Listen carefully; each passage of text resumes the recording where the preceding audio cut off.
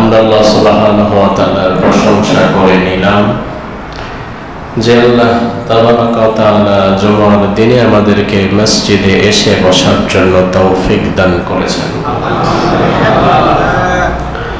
আমরা কোরআনে কারীম থেকে নবী রাসূলের জীবনের উপরে কথা বলছিলাম। গত জমায় আমরা সুলাইমান আলাইহিস সালামের জীবনের একটি অংশ আলোচনা করেছিলাম। তার পরবর্তী অংশ তথা সুলাইমান আলাইহিস সালামের জীবনের শেষ পর্বটি আজ আমরা আলোচনা করব ইনশাআল্লাহ। আল্লাহ সুবহানাহু ওয়া তাআলা সূরা নামলের 20 নং আয়াতে কারিমা থেকে টানা অনেকগুলো আয়াতে কারিমাতে সুলাইমান আলাইহিস সালাম সম্পর্কে কথা বলেছেন। সুলাইমান আলাইহিস সালাম তিনি যখন তার সিংহাসনটি নিয়ে কোথাও উড়ে বেড়াতেন, তখন তার সিংহাসনে মানুষ থাকত, জিন থাকত এবং কি থাকত? পশু পাখি বললে তো মনে হয় গোটা দুনিয়ার সমস্ত পশু পাখি তিনি উঠায় নিত না, পাখিদের একটা দলকে তিনি সাথে রাখতেন এয়ারফোর্স হিসেবে। আল্লাহ সুবহানাহু ওয়া তাআলা কোরআনে কারীমে সেই পাখিদের বর্ণনাও দিয়েছেন। সুলাইমান আলাইহিস সালাম তিনি যখন তার সিংহাসন নিয়ে উড়ে বেড়াতেন, কোরআনে আল্লাহ বলেন যে ওয়াকুদুরির রাসিয়াত, সেই সিংহাসনে জিনেরা বিশাল বিশাল পাহাড়ের পাথর কেটে কেটে বড় বড় ডেকচি বানাতো রান্না বান্নার জন্য। অর্থাৎ এই কাফেরা যখন এক জায়গা থেকে আরেক জায়গায় যেত, প্রতিমধ্যে যে খাবার দাবারের দরকার হতো, এর ব্যবস্থাপনা সুলাইমানি সিংহাসনের মধ্যে করা হতো। সুলাইমান আলাইহিস সালাম তিনার এয়ারফোর্স পাখিদের যে দল, এর মধ্যে একটা বিশেষ পাখি ছিল, ওই পাখির নাম কোরআনে এসেছে হুদহুদ। কি নাম? কি নাম? হুদহুদ পাখিটির নাম। এটা কোন প্রজাতির পাখি এটা আল্লাহ ভালো জানেন। এই পাখির কাজ ছিল ভূগর্ভস্থ সম্পদ সে দেখতে পেত, অর্থাৎ মাটির নিচে কোন জায়গায় স্বর্ণের খনি আছে, কোন জায়গায় হীরার খনি আছে, কোন জায়গায় তেল আছে, গ্যাস আছে, কোন জায়গায় পানি আছে, এইসব ক্ষমতা, এগুলো দেখার ক্ষমতা আল্লাহ তাআলা ওই হুদহুদ পাখির দৃষ্টিতে দিয়েছিলেন। হুদহুদ পাখিকে জন্য যখন কাফেরা কোথাও যেত মরুভূমির মাঝে, পানির সন্ধানের জন্য হুদহুদকে খোঁজা হতো। পানি লাগবে, হুদহুদ তুমি দেখো, সার্ভে কর, পানি কোথায় আছে। হুদহুদ একটা টহল দিত, টহল দিয়ে ইশারা করে দিত যে এই জায়গাতে পানি আছে। হুদহুদ ঠিক যে জায়গায় বসত, পরবর্তী ইউনিট জেনেরা এসে সে জায়গাটাকে খনন করে কুয়া সৃষ্টি করে পানির ব্যবস্থা করে দিত। আল্লাহ তাআলা সুলাইমান আলাইহিস সালামকে এমন রাজত্ব দিয়েছেন যেমন রাজত্ব গোটা পৃথিবীর আর কাউকে, কোন নবী রাসূল, কোন মানুষ, কাউকে আল্লাহ দেয় নাই। কেন দেয় নাই? এটা সুলাইমান নিজেই দোয়া করে গেছেন। এত ক্ষমতা পাওয়ার পরে তিনি একদিন আল্লাহকে বলেছেন, আল্লাহ লা ইয়ামবাগি লি আহাদা মিন বাদি, তুমি যে ক্ষমতা আমাকে দিছো, আমি জিনদেরকে দিয়ে কাজ করাই, পাখির ভাষা বুঝি, পশুর ভাষা বুঝি, এত কিছু আমি পেয়েছি, আয় আল্লাহ আমার পরে এগুলা তুমি আর কাউকে দিও না। তিনি কি ভেবে দোয়া করেছিলেন আল্লাহই জানেন। তিনি দোয়া করেছেন, আল্লাহ কবুল করে নিয়েছেন। রাসূল সাল্লাল্লাহু আলাইহি ওয়াসাল্লাম এক নামাজে দাঁড়ানোর পরে একটা জিন রাসূলকে সে খুব ডিস্টার্ব করতে লাগলো। রাসূল দ্রুত নামাজ শেষ করলেন। সাহাবায়ে কেরাম প্রশ্ন করলেন, ইয়া রাসূলুল্লাহ কোনো সমস্যা?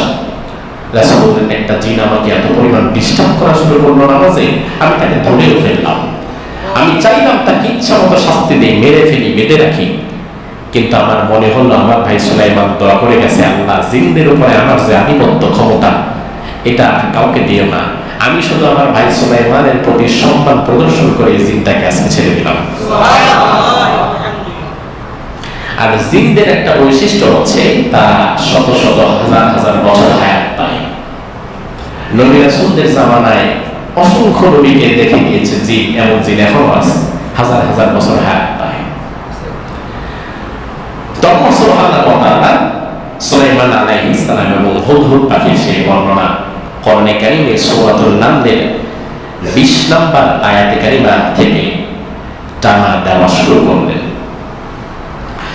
রব্বুল আলামিন বলেন, ওয়াতাফাক্কাদাত তায়রা ফাকালা মা লিয়া লা আরাল হুদহুদ আম কানা মিনাল গায়িবিন। সুলাইমান আলাইহিস সালাম তিনি তার সিংহাসনটি নিয়ে কোথাও গেলেন, পথিমধ্যে তারা পানির দরকার। সুলাইমান আলাইহিস সালাম এয়ার ফোর্সের দিকে পাখিদের দিকে নজর দিলেন। পাখিদের দিকে নজর দিয়ে তিনি বললেন, মালিয়ালা আরল হুদহুদ, হুদহুদ কোথায়? সব পাখিকে দেখতে পাচ্ছি, তবে হুদহুদকে কেন দেখতে পাচ্ছি না? হুদহুদ তুমি কোথায়? আম কানা মিনাল গায়িবিন, হুদহুদ কি আজকে আমাদের এখানে আসে নাই নাকি? হুদহুদকে কেন খুঁজে পাচ্ছি না? সুলাইমান আলাইহিস সালাম আরো বলেন, লাউযিবান্নাহু আযাবান শাদীদান আও লাআলবাহান্নাহু আও লায়াতিয়ান্নি বিসুলতানিম মুবিন। হুদহুদ যদি আমার কাছে এখন দ্রুত না আসতে পারে, আমি হুদহুদকে কিন্তু আজকে হত্যা করে ফেলব, অথবা আমি তাকে কঠিন শাস্তি দেব। সে কেন এখন আমার সামনে নাই? তার তো আমার সামনে থাকার কথা ছিল। সে এই মুহূর্তে অন্য কোথায় গিয়েছে?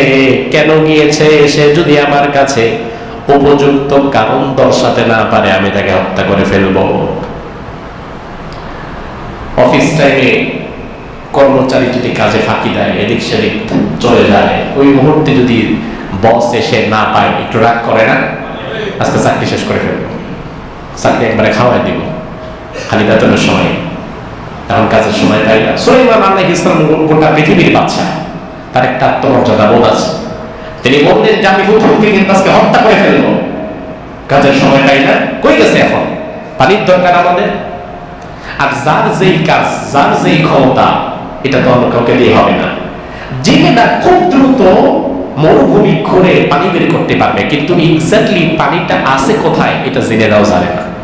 আবার হুদহুদ পানি কোথায় আছে এটা জানে, কিন্তু এটা খুঁড়ে পানি বের করার ক্ষমতা আবার হুদহুদের নাই। তাফসীরে বাগাবীতে ইবনে আব্বাস রাদিয়াল্লাহু আনহুর একটি কওল উল্লেখ করা হয়েছে যে হুদহুদ সেদিন মূলত কোথায় গিয়েছিল।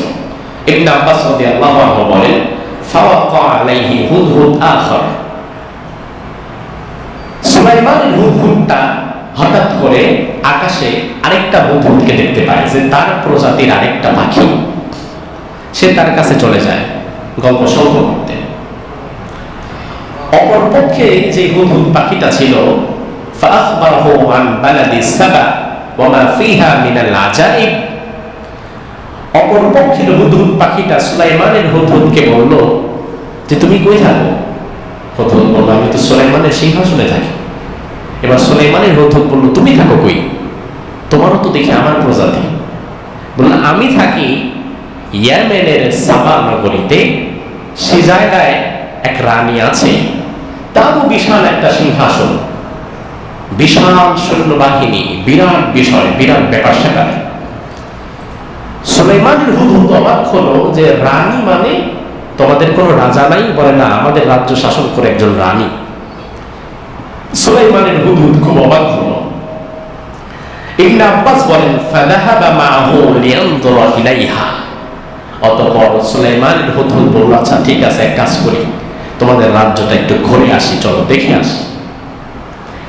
এই দেখার জন্য সুলাইমানের হুদহুদ ওই হুদহুদের সাথে চলে গেছিল। এই জন্য সুলাইমান আলাইহিস সালাম কাজের সময় তাকে পায় নাই।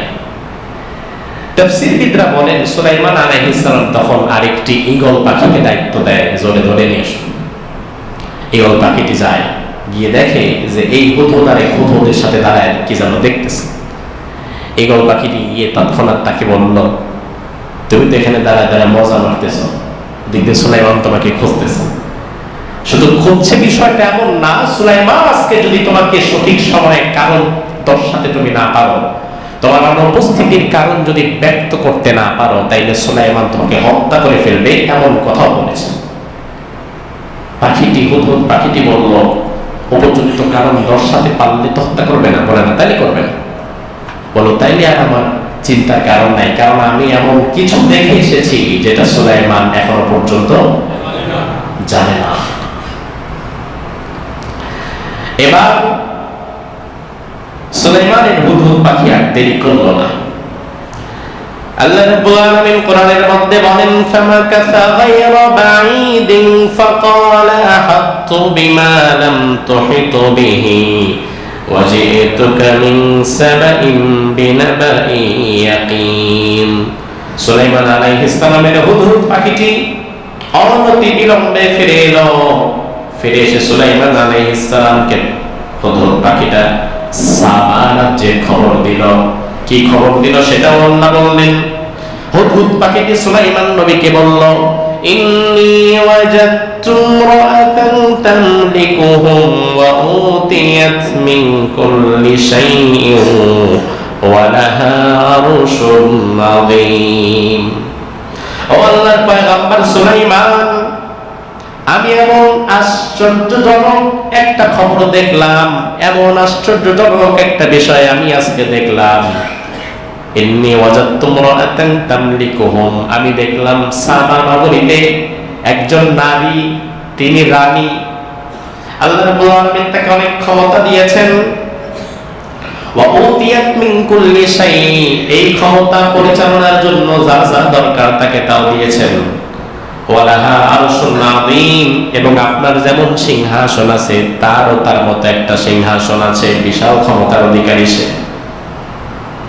তবে দুঃখজনক বিষয় হচ্ছে, ওয়াজাদতুহা ওয়া কওমাহা ইয়াসজুদুনা লিশ-শামসি মিন দুনিল্লাহি ওয়া যায়্যানা লাহুমুশ শাইতানু আমালাহুম فصدهم عن السبيل فهم لا يهتدون। দুর্ভাগ্যজনক বিষয় হচ্ছে, ইয়েমেনের সাবা নগরীর লক্ষ লক্ষ বাসিন্দা, তাদের রানী শুদ্ধ যারা আছে, তারা কেউ আল্লাহকে সিজদা করে না। তারা মূলত সূর্য পূজারী। তারা সকাল বেলায় সূর্য যখন উদিত হয় তখন সূর্যের পূজা করে, সূর্যকে সিজদা করে, আবার সন্ধ্যায় সূর্য যখন ডুবে যায় তখনও তারা সূর্যের পূজা করে। পাখিটা বলছে, ওয়াজাইয়ানা লাহুমুশ শাইতানু আমালাহুম, শয়তান এই কাজটাকে তাদের জন্য খুব সৌন্দর্যমণ্ডিত করে দিয়েছে, ভালো লাগিয়ে দিয়েছে। ফাসাদ্দাহুম আনিস সাবিল, তারা হেদায়েতের পথ থেকে বিচ্যুত হয়ে গেছে। একটা ক্ষুদ্র সৃষ্টি পাখি, ওই পাখিটাও বোঝে আল্লাহ ছাড়া অন্য কাউকে সিজদা করলে সেগুলো তো ভ্রান্ত পথে চলে যায়, যেটা বহু আশরাফুল মাখলুকাত নামধারী মানুষও বোঝে না। পাখিটা বোঝে। সূর্য পূজারী ইয়েমেনের সাবা নগরীর ওই রানী, তাফসীরবিদরা বলেন তার নাম হচ্ছে রানী বিলকিস। কি নাম? বিলকিস। তারা ছিল মূলত সূর্য পূজারী। বর্তমান আমাদের সমাজেও কিছু মানুষ আছে, তারাও ক্ষেত্র বিশেষ মাঝে মাঝে সূর্যের পূজা করে। আপনি বলবেন, হুজুর কিভাবে সূর্যের পূজা করে? এই যে পহেলা বৈশাখ গেল, পহেলা বৈশাখের দিন রমনার বটমূলে যারা জড়ো হয় সেখানে তারা মূলত পহেলা বৈশাখটা শুরুই করে সূর্যের পূজা দিয়ে।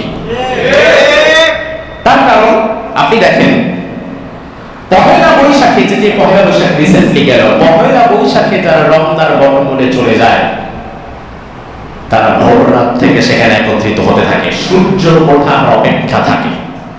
সূর্য উঠে গেলে এরপরে তারা তাদের কার্যক্রম, তাদের আনুষ্ঠানিকতা শুরু করে। সূর্য ওঠার পর পরে তারা তাদের কার্যক্রম শুরু করে। সূর্য ওঠার অপেক্ষায় তারা বসে থাকে। বৈশাখের প্রথম প্রহরে সূর্য স্নান তারা করে। অথচ আমার ভাই ইমানদার কি সূর্য ওঠার অপেক্ষায় বসে থাকে? না, বরং সূর্য ওঠার আগে আগে আমার ফজরের নামাজ শেষ করতে হবে। হয়তোবা কোনোদিন ঘুমের কারণে আমি মসজিদের ফজরের জামাত মিস করেছি, আমি বাসায় আছি, আমার ঘুম ভেঙেছে, তাড়াতাড়ি আমি ঘুরে দেখবো যে সূর্য উঠতে আর কয় মিনিট বাকি আছে। যদি দেখি 2, 4, 5, 7 মিনিট বাকি আছে, দ্রুত উযু করে আমি 2 রাকাত ফরজটা অন্তত পড়ে নিব। কারণ রাসূল তো আমাকে বলে গিয়েছেন সূর্য ওঠার সময় নামাজ পড়া। ইমানদার তো সূর্য ওঠার অপেক্ষায় বসে থাকে না, বরং সূর্য উঠতে দেখলে সেটার ইবাদত ছেড়ে দেয়। এই সময় ইবাদত গ্রহণযোগ্য না। আর সেখানে যারা সূর্য ওঠার অপেক্ষায় বসে থাকে তারা মূলত সূর্যের পূজারী হয়ে যায়। এই রকমের মানুষ বর্তমান আমাদের সমাজে আছে না নাই? কত সূর্য পূজা করছেন জীবনে, তওবা করেন।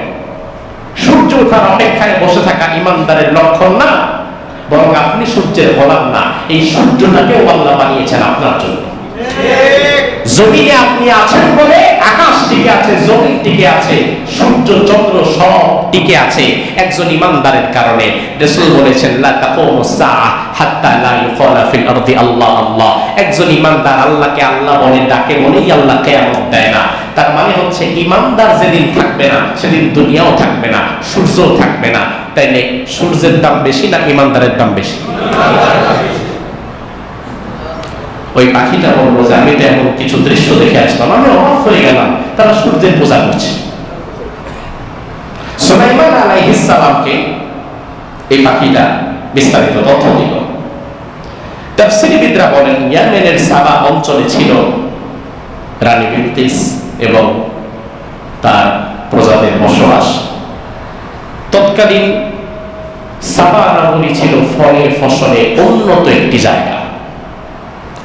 রানী বিলকিসের যে সিংহাসন ছিল তার রাজদরবারে 312 জন সেনাপতি থাকত। আবার প্রত্যেক সেনাপতির আন্ডারে 10,000 করে সৈন্যবাহিনীর একটা ব্যাটালিয়ন প্রস্তুত থাকত। অর্থাৎ তারাও ছিল শক্তি ক্ষমতায় অনন্য তৎকালীন জামানায়। এই বিষয়গুলো সুলাইমান আলাইহিস সালামকে হুদহুদ পাখি খবর দিল। সুলাইমান আলাইহিস সালাম বিস্তারিত শুনে বললেন, আসলে তুমি সত্য বলছো না মিথ্যা বলছো তাকে আমাকে পরীক্ষা করা লাগবে। قال سننظر أصدقت أم كنت من الكاذبين।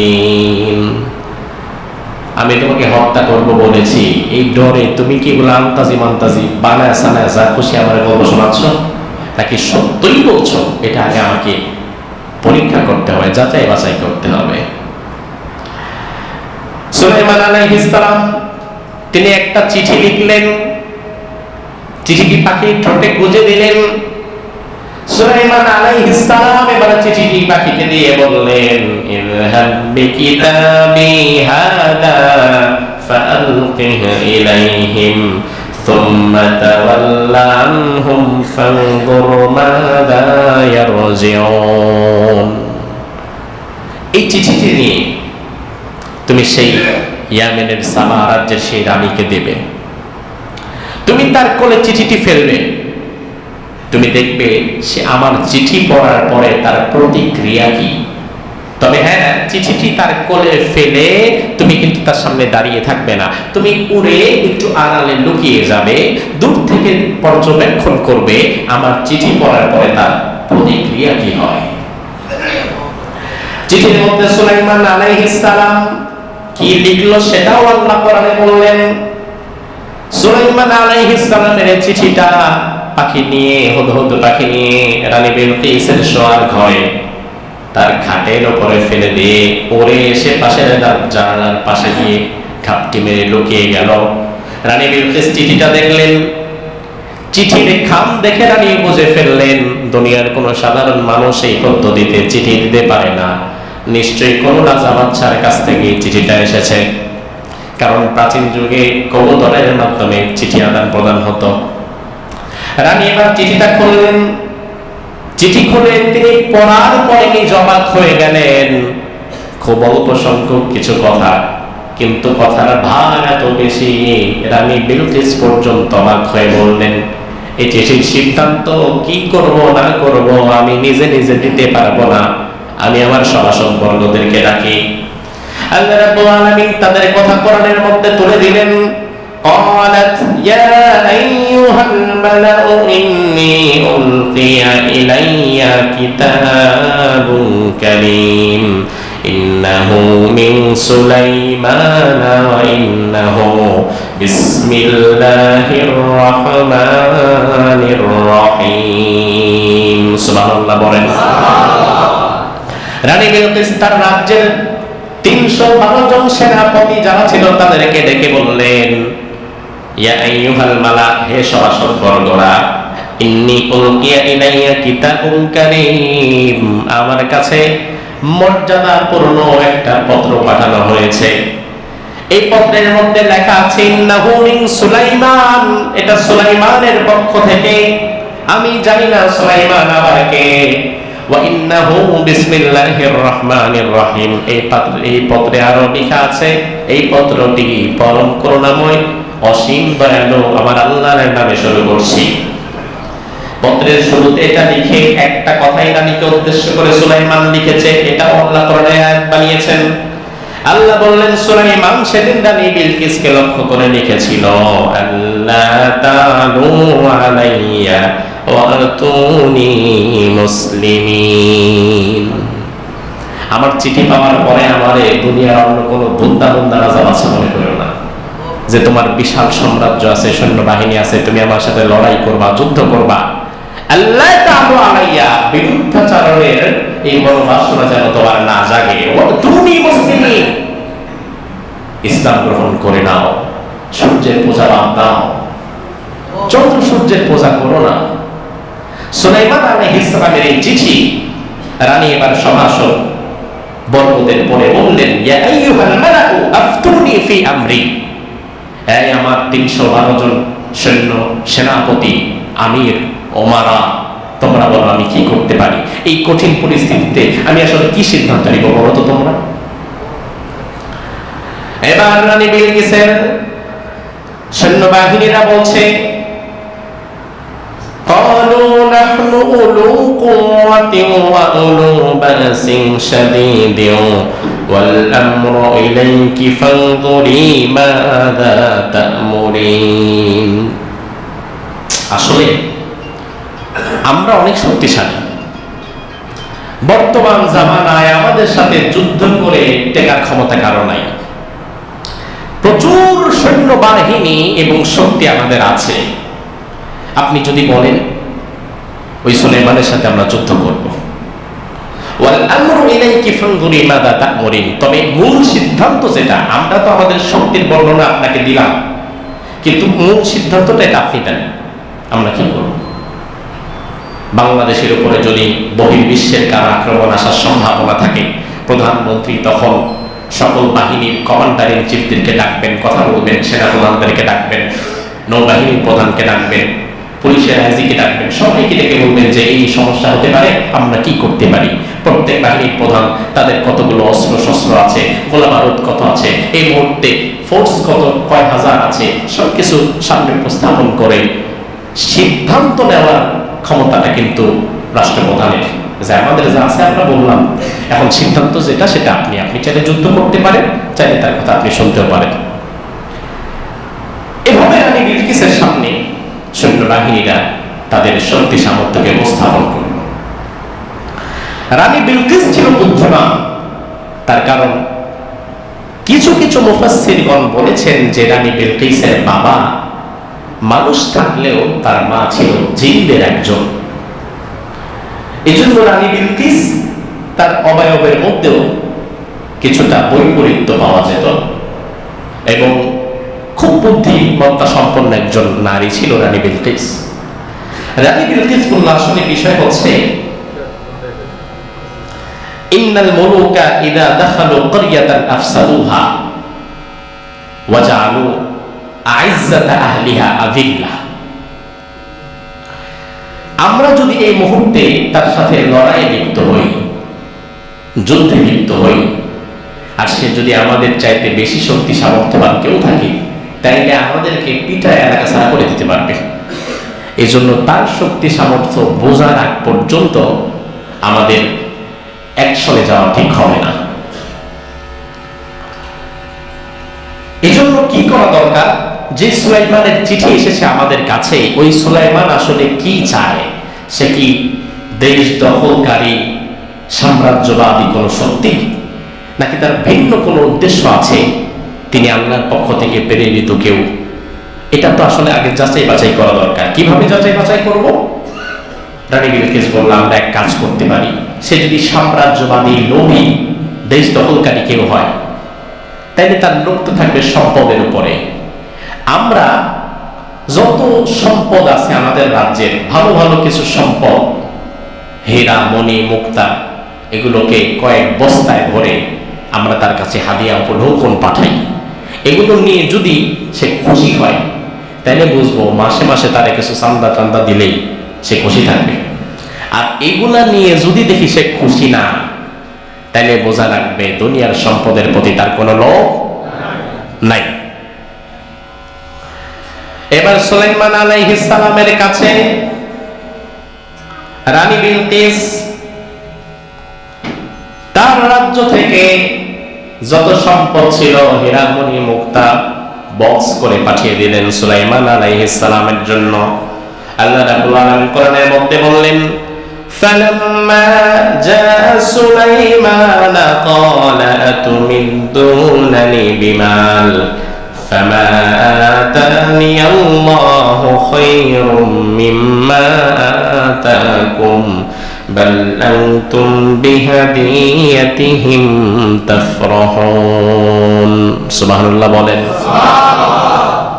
সুলাইমান আলাইহিস সালামকে যখন রানী বিলকিসের উপহার সামগ্রী তার কাছে নিয়ে আসা হলো, সুলাইমান আলাইহিস সালাম উপহার সামগ্রী দেখে বললেন, তোমরা দুনিয়ার সামান্য স্বর্ণ রূপা হীরা মণি মুক্তা আমার কাছে নিয়ে আসছো, অথচ এর চেয়ে বেশি হীরা মুক্তার স্বর্ণ আমি আমার পায়ের জুতার নিচে রাখি।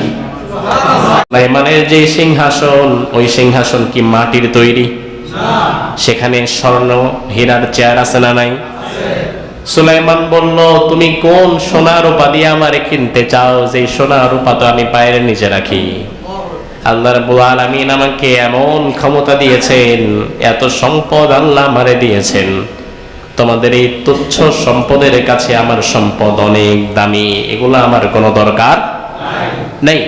যাও, কি নিয়ে আসছো আমার কাছে? এগুলা আমাকে ঘুষ দিবা, এগুলা দিয়ে তোমরা আমাকে কিনে নিবা? ইরজিউ ইলাইহিম, ফিরে যাও বেয়াদবের দল। আমি সুলাইমানের কাছে আসছো কয়েক বক্স স্বর্ণ মুদ্রা নিয়ে। ফালানাতিয়ান্নাহুম বিজুনুদিন লা কিবালা লাহুম বিহা, গিয়ে তোমার রানীকে বলো, সে যদি বশ্যতা স্বীকার না করে, সে যদি ইসলাম গ্রহণ না করে, সারেন্ডার যদি না করে, সুলাইমান এমন বিধ্বংসী বাহিনী পাঠাবে যে বাহিনীকে মোকাবেলা করার মতো কোনো ক্ষমতা তোমার রানীর নাই। তার কারণ সুলাইমান আলাইহিস সালাম তিনি শুধু কয়েকটা জিন পাঠায় যায়, তাইলে ঠিক থাকবে তারা? না। আর গোটা পৃথিবী সুলাইমানের কথা শুনছে, পাখি শুনছে, পশু শুনছে, মানুষ শুনছে, জিন শুনছে। সুলাইমানের কি দরকার? কিসের অভাব? সুলাইমান আলাইহিস সালাম তিনি রেগে গেলেন। এবার বিলকিসের এই উপঢৌকনওয়ালা যারা, তারা আবার রানী বিলকিসের কাছে ফিরে গিয়ে বলল, এমন মানুষের কাছে আমরা গিয়েছি, আমরা গিয়ে অবাক হয়ে গিয়েছি। সে তো দুনিয়ার কোন সাধারণ রাজা বাদশা না, 4 মাইল বিস্তৃত বিশাল একটা সিংহাসন তার। ওই সিংহাসনে লক্ষ লক্ষ চেয়ার আছে, সোনার তৈরি আছে, রূপার তৈরি, হীরা মণি মুক্তা খচিত বিশাল সিংহাসন। শুধু কি তাই নাকি, এই সিংহাসনটা দিয়ে আবার তিনি বাতাসের উপরে ভেসে বেড়ায়। এমন মানুষের সঙ্গে যুদ্ধ করতে চাওয়াটাও মূলত আমাদের জন্য বোকামি, সে সাধারণ কোনো মানুষ না। আর এই সমস্ত স্বর্ণ মণি মুক্তা তার জুতার নিচে থাকে। এখন কি করবেন আপনি ভেবে দেখেন। রানী বিলকিস এবার বললেন, তাইলে তো আর কোনো কথা নাই, সে তো দুনিয়ার সাধারণ কোনো মানুষ না। আসো আমরা এক কাজ করি, আমরা সকলে মিলে তার কাছে যাই, তার বশ্যতা স্বীকার করে আমরা ঈমান আনয়ন করি। এই ধারণা তারা সাবা রাজ্যে বসে এই পরামর্শ করছে। এই পরামর্শের খবর আবার ওয়াহির মাধ্যমে যিনি সুলাইমানকে জানিয়ে দিলেন তিনি কে? জোরে কোন? নাকি গরম লাগলে আল্লাহর নাম নেওয়া যায় না? সুলাইমানকে যিনি ওয়াহির মাধ্যমে এই খবর দিয়ে দিলেন তিনি কে? আল্লাহ। এবার সুলাইমান আলাইহিস সালাম এই খবর পেয়ে তিনি রানী বিলকিসকে একটা সারপ্রাইজ দিতে চাইলেন। তিনি তার নবুয়তি শক্তির কিঞ্চিত রানী বিলকিসকে দেখাতে চাইলেন। সেটা কি? সুলাইমান আলাইহিস সালাম চিন্তা করলেন যে রানী বিলকিস যেহেতু এখন ইয়েমেন থেকে রওনা হয়েছে, এখানে আসতে কয়েকদিন সময় তার লাগবে। তিনি বললেন, আচ্ছা, আমার এই সভাসদবর্গদের মধ্যে এমন কে আছো বিলকিস এখানে আসার আগে বিলকিসের পুরা রাজ সিংহাসনটাকে তুলে আমার সামনে নিয়ে হাজির করবা? এমন কে আছো? সুলাইমান আলাইহিস সালাম বললেন, কে আছো যে রানী বিলকিসের সিংহাসন আমার কাছে নিয়ে আসবা? রানী বিলকিস এখানে আসার আগে সাথে সাথে একটা জিন হাত তুললো। কে? জিনটা হাত তুলে কি বলল? আল্লাহ কোরআনে তুলে দিয়েছেন, قال عفريت من الجن أنا آتيك به قبل أن تقوم من مقامك وإني عليه لقوي أمين। জিনটা সুলাইমানকে বলল, ও আল্লাহর পয়গম্বর সুলাইমান, আপনি আমাকে একটু সুযোগ দেন। আল্লাহ রাব্বুল আলামিন আমাকে এমন ক্ষমতা দিয়েছেন, আপনি বসা থেকে দাঁড়াবার আগে এই যে বসে আছেন এখান থেকে যে আপনি দাঁড়াবেন, এই বসা থেকে দাঁড়ানো আবার বসতে যতটুকু সময় লাগবে আমি জিন এর আগেই রানী বিলকিসের সিংহাসনটা আপনার কাছে এনে হাজির করব। এই ক্ষমতা দিছে কে? সুলাইমান আলাইহিস সালাম তিনি বললেন, আর কেউ আসো কিনা এর চেয়ে তাড়াতাড়ি বারবা? আরো তাড়াতাড়ি চাই। قال الذي عنده علم من الكتاب أنا آتيك به قبل أن يرتد إليك طرفك فلما رآه مستقرا عنده قال هذا من فضل ربي। আল্লাহ রাব্বুল আলামিন কোরআনের মধ্যে বললেন, আসমানি কিতাবের জ্ঞান দিয়েছিলাম এমন এক ব্যক্তি, তিনি জিন ছিল না, মুফাসসিরগণ বলেন তিনি ছিল মানুষ। তার নাম আসিফ বিন বারখিয়া। আসিফ বিন বারখিয়া তিনি আসমানি কিতাবের একজন আলিম ছিলেন, আল্লাহর ওলি ছিলেন। আসিফ বিন বারখিয়া ইয়ালামু ইসমাল আযম, আল্লাহর ইসমে আযম তিনি জানতেন। আল্লাযী ইযা দুইয়া বিহি আজাবা ওয়া ইলা সুইলা বিহি আতা। ইবনে কাসির রাহিমাহুল্লাহ বলেন, ওই আসিফ বিন বারখিয়া আল্লাহর এমন মুস্তাজাবুদ দাওয়া ওলি ছিলেন, তিনি আল্লাহর দরবারে যা চাইতেন, চাইতে দেরি হতো আল্লাহ তাআলা সেটা পূরণ করতে দেরি করতো না। ওই আল্লাহর ওলি আসিফ বিন বারখিয়া এবার তিনি হাত তুললেন। সুলাইমান আলাইহিস সালাম তাকে বললেন, তুমি কতটুকু দূরত্ব পারবা এবার তুমি বলো। এবার ওই ব্যক্তি বলল, আলা আতিকা বিহি ক্বাবলা আন ইয়ারতাদ্দা ইলাইকা তারফুক। ওই জিন তো বলল আপনাকে ওঠা লাগবে, আবার বসা লাগবে, এর মধ্যে নিয়ে আসবে, এত কষ্ট করবেন কেন? আপনি যদি দায়িত্বটা আমাকে দেন, আমি আল্লাহর কুদরতে এতটুকু দ্রুত আনতে পারবো। এই যে আপনি আমার দিকে তাকিয়েছেন, মাঝে মাঝে আপনার চোখের পলক পড়ছে, আপনার চোখের পলক একবার পড়বে, একবার পড়ার পরে চোখের পলকটা যখন আবার খুলবেন, এই পলক পড়ার খোলার মধ্য দিয়ে তার সিংহাসন আমি আপনার সামনে নিয়ে আসবো। আল্লাহ রাব্বুল আলামিন প্রমাণ করে দিলেন, জিনদের যত আশ্চর্যজনক ক্ষমতাই থাকুক না কেন, পরিশেষে গুরুত্ব বেশি জিনের না মানুষের? আসিফ বিন বারখিয়া তিনি সুলাইমান আলাইহিস সালামের সামনে বিলকিসের পুরা সিংহাসন টেনে দিলেন। কিভাবে আনলেন? তার নিজের কোনো ক্ষমতার শক্তি দিয়ে নয়, বরং তিনি তো মুস্তাজাবুদ দাওয়া, তিনি আল্লাহর দরবারে দোয়া করেছিলেন। আল্লাহর দরবারে যেভাবে দোয়া করেছেন আল্লাহ সেটা সেভাবেই কবুল করে ফেলেছে। এবার আল্লাহ রাব্বুল আলামিন কোরআনের মধ্যে বললেন, সুলাইমান যখন বিলকিসের সিংহাসন তার সামনে দেখতে পেল, সুলাইমান দেখে বলল, হাদা মিন ফাদলি রাব্বি, এই বিশাল অনুগ্রহ যিনি আমার প্রতি করেছেন তিনি কে? এবার রানী বিলকিস সুলাইমানের সিংহাসনে সুলাইমান আলাইহিস সালামের দরবারে এসেছে।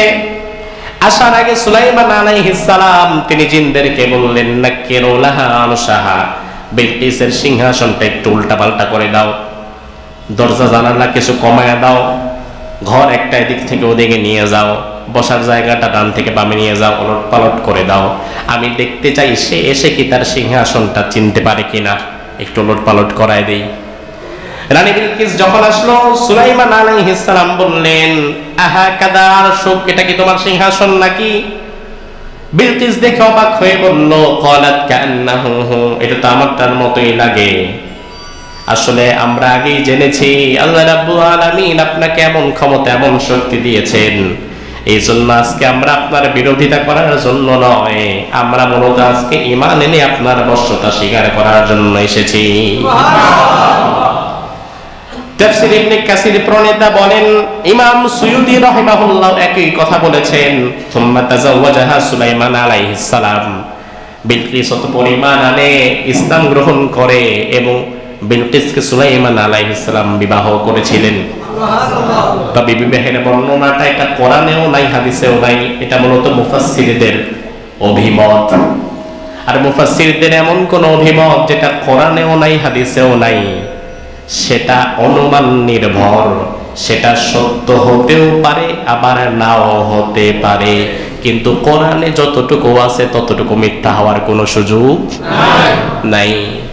ইতিহাস নির্ভর আলোচনা করতে গেলে কোনটা কোরআন, কোনটা হাদিস আর কোনটা মুফাসসিরদের অভিমত, এগুলো আলাদা করে বলে দেওয়া লাগে, নাইলে মানুষ ফাইন্ড আউট করতে পারবে না।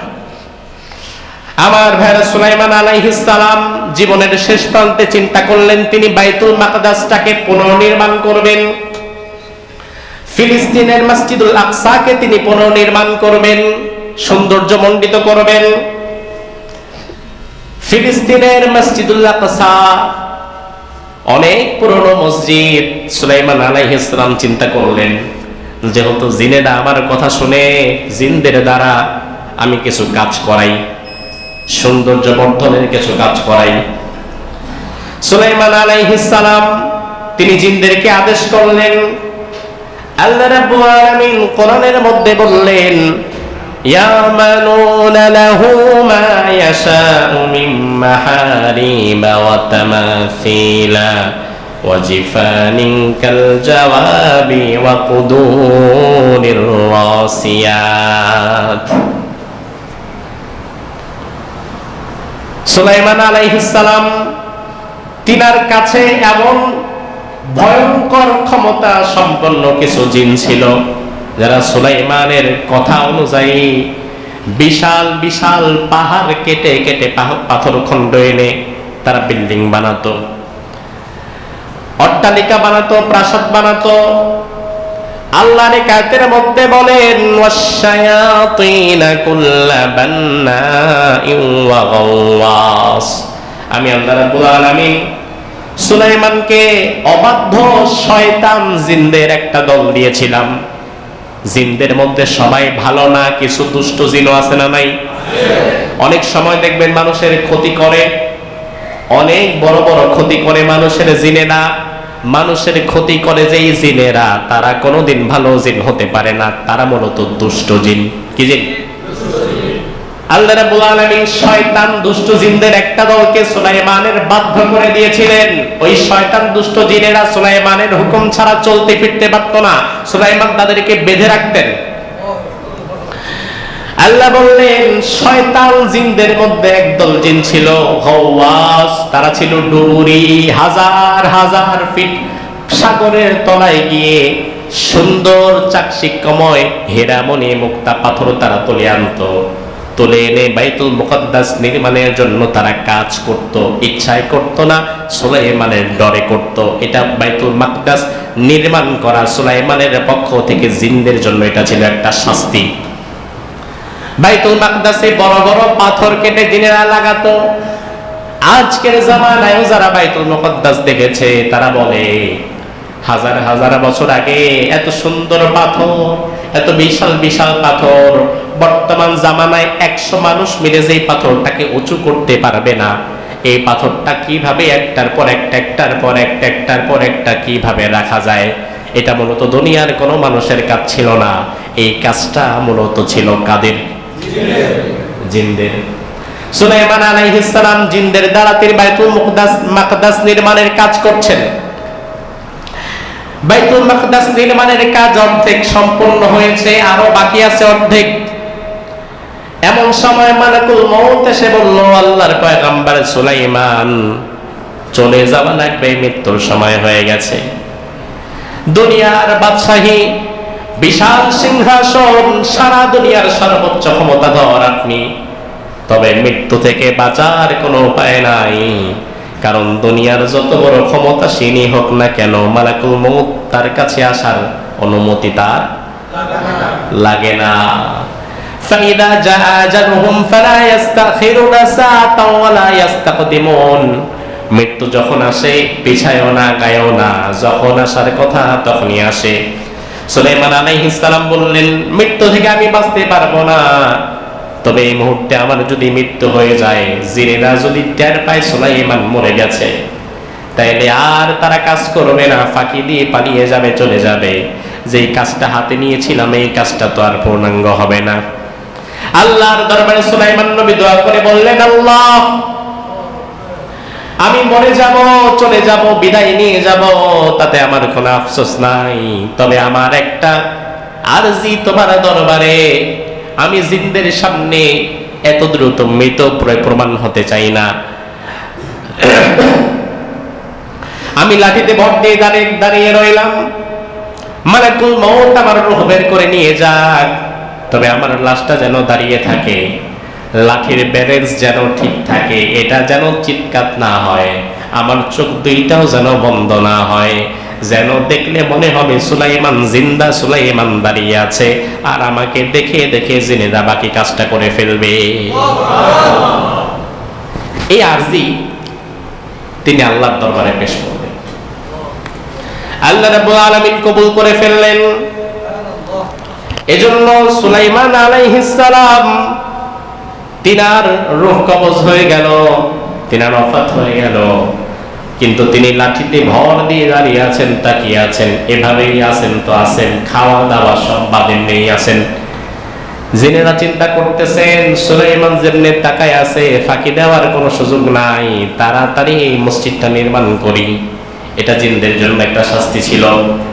এভাবে করে মুফাসসিরগণ বলেন সুলাইমানের মৃত্যুর পরে আরো 1 বছর পর্যন্ত কাজ চলেছে, আর 1 বছর সুলাইমান লাঠি নিয়ে দাঁড়িয়েছিল। কিন্তু সুলাইমান ছিল কি, তার বডিটাই ছিল, রূহটা ছিল না। কিন্তু জিনেরা যদি গায়েব জানতো, তাইলে জিনেরা কোনোদিন কাজ করতো না।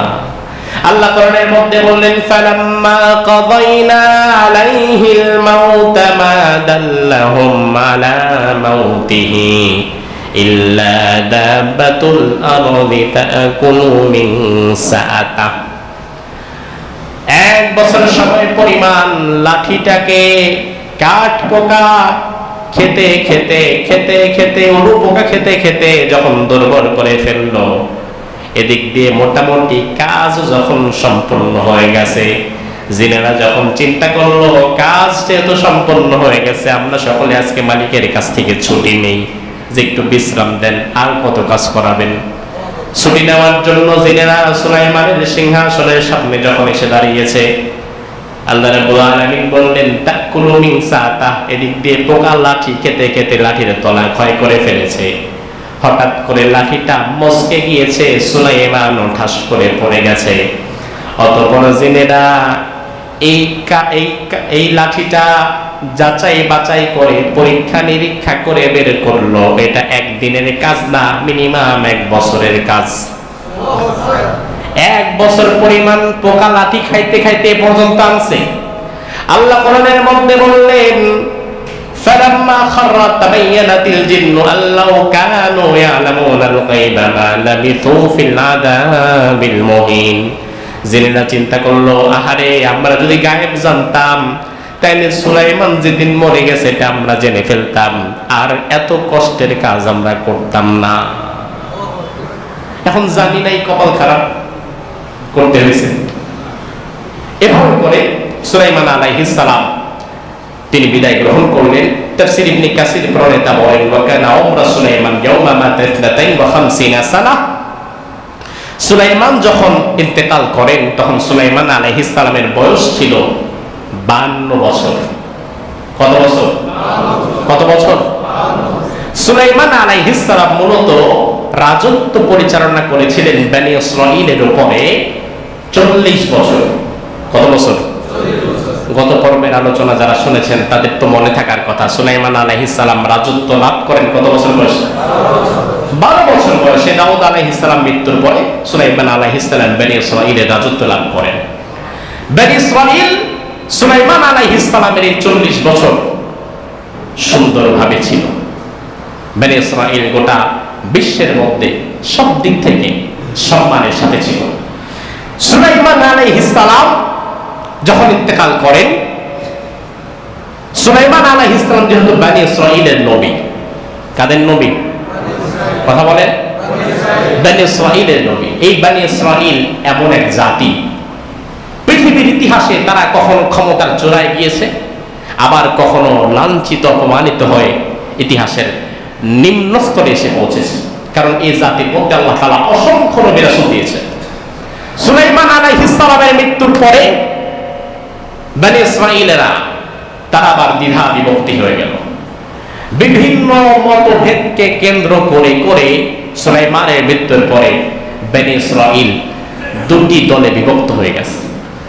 এক দল আরেক দলকে দেখতে পারে না, একে অপরের বিরুদ্ধে চারণ করে, একে অপরের রক্ত ঝরায়। আল্লাহ সুবহানাহু ওয়া তাআলার একটা নিজাম হচ্ছে, কোন জাতি যখন নিজেরা দ্বিধা বিভক্ত হয়ে যায় তখন আল্লাহ সুবহানাহু ওয়া তাআলা শাস্তি স্বরূপ ওই জাতির মাথার উপরে একটা জালিম স্বৈর শাসককে বসিয়ে দেয়।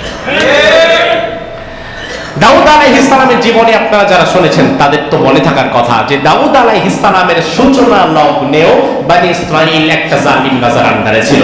পরে দাউদ আলাইহিস সালাম জিহাদ করে আবার ওই জাতিকে উঠিয়েছিলেন। দাউদ আলাইহিস সালামের জামানা, সুলাইমান আলাইহিস সালামের জামানা, তারা আবার সুন্দরভাবে ছিল। সুলাইমান আলাইহিস সালামের ইন্তেকালের পরে বনি ইসরাঈল যখন আবার দ্বিধা বিভক্ত হয়ে গেল, তারা যখন দুইটা ধারায় লিপ্ত হয়ে গেল, দুটি দল তারা নিজেরা তৈরি করে ফেললো, একদল যখন আরেক দলের রক্ত ঝরাতে ব্যস্ত হয়ে গেল, তখন আবার আল্লাহ তাআলা তাদের উপরে আরেকজন জালিমকে চাপিয়ে দিলেন শাস্তি স্বরূপ। ওই জালিমের নাম ছিল বুখতে নাসর। কি নাম? বুখতে নাসর, নেবুজাদনিজার এই জালিমের নাম। বেবিলনীয় এক সম্রাট বুখতে নাসর রক্ত পিপাসু এক হায়না, সে আবার বনি ইসরাঈলের উপরে আক্রমণ করে বসলো। আক্রমণ করলো কখন? দ্বিধা বিভক্ত এই জাতিকে পেল যখন। তার কারণ কোন জাতি যতদিন পর্যন্ত একত্রিত হয়ে থাকে ওই জাতির উপরে কেউ আক্রমণ করার সাহস পায় না। আর যখন তারা নিজেরা নিজেরা বিভিন্ন দলে উপদলে বিভক্ত হয়ে যায় তখন তার উপরে পার্শ্ববর্তী রাষ্ট্রের লালসার চোখ পড়ে যায়। বুখতে নাসর নেবুজাদনিজার বনি ইসরাঈলের উপর আক্রমণ করে বসলো। শুধু তাই নয়, মসজিদে আকসা বাইতুল মুকাদ্দাস সুলাইমান যেটাকে পুনর্নির্মাণ করে গিয়েছিল এটাকে ভেঙে টুকরা টুকরা করে ফেলল। 70,000 বনি ইসরাঈলকে ধরে হত্যা করে ফেলল। আল্লাহ তাআলা কোরআনের মধ্যে বললেন ফাজাসু খিলালাদ দিয়ার।